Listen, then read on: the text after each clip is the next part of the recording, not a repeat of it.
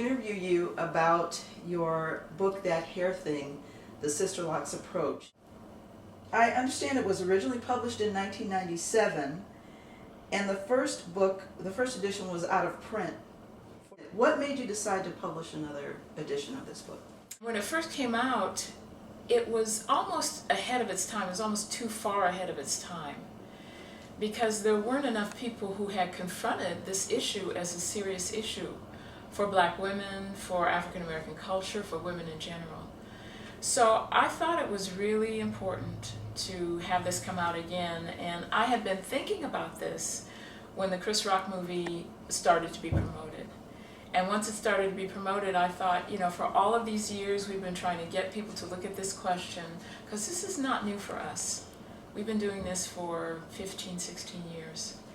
And as soon as I could see that a major figure was taking this on, I thought, well, the country might be ready to hear what we have to say.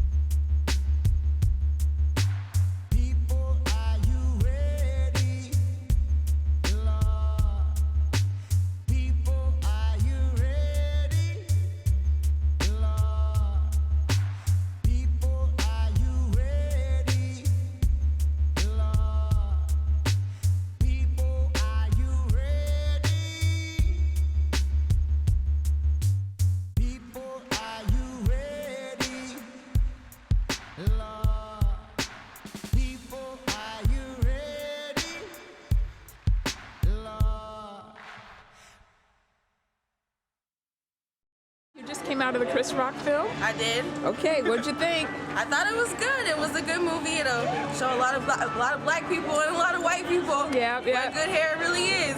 Yeah, exactly. You ain't gonna get any perms after you see the movie, though. Oh yeah. No more perms. No. I loved it. Yeah. I thought it was really humorous, but yeah, at the same time, very informational. A lot of the stuff. I've been getting perms since I was 13, and I never knew what was even the main ingredient in it. So it's kind of scary a little bit. I liked it. It was fun. It's always fun to get like a different perspective from all types of people. So it's cool to see like the same idea but through everyone's eye.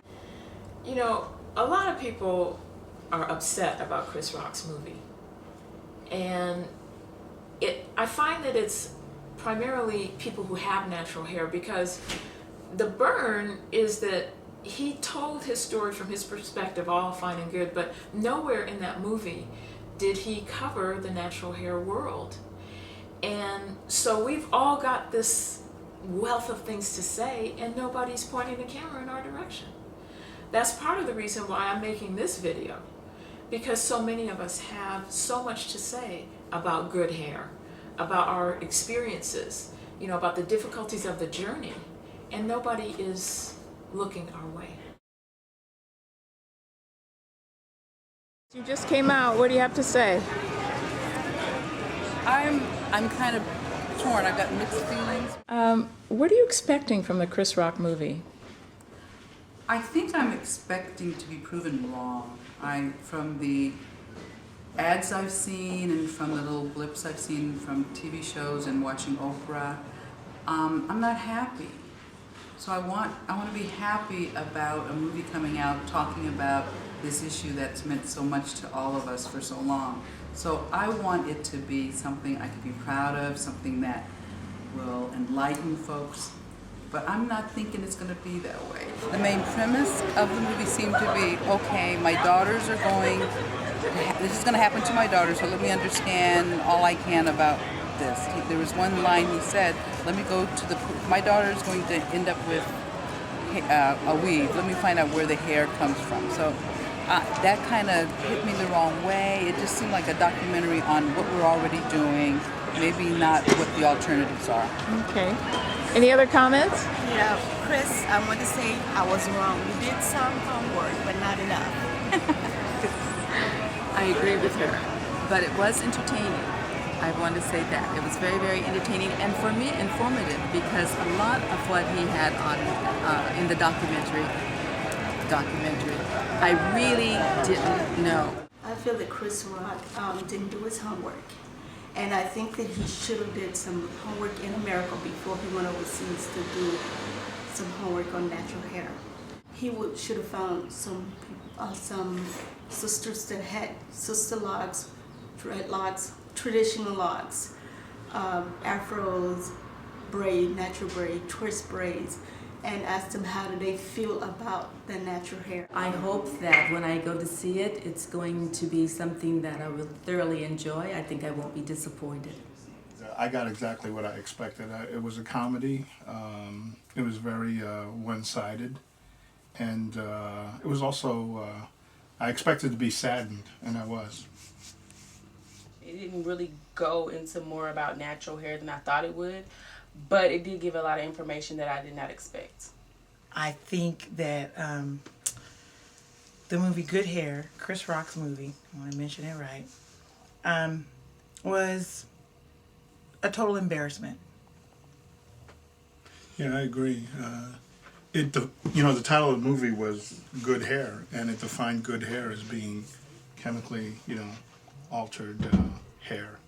And what really struck me is that one of the women said that it seemed more natural. That was the most ridiculous thing I ever heard. Exactly. It's like, sister, are you listening to yourself?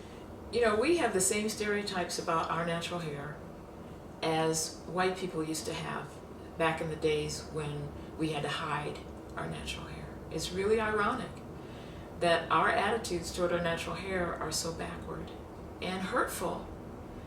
But we generally think that if it's natural, it's difficult. If it's natural, it's, unruly. Natural hairstyle would be nice because my hair can get really, really nappy.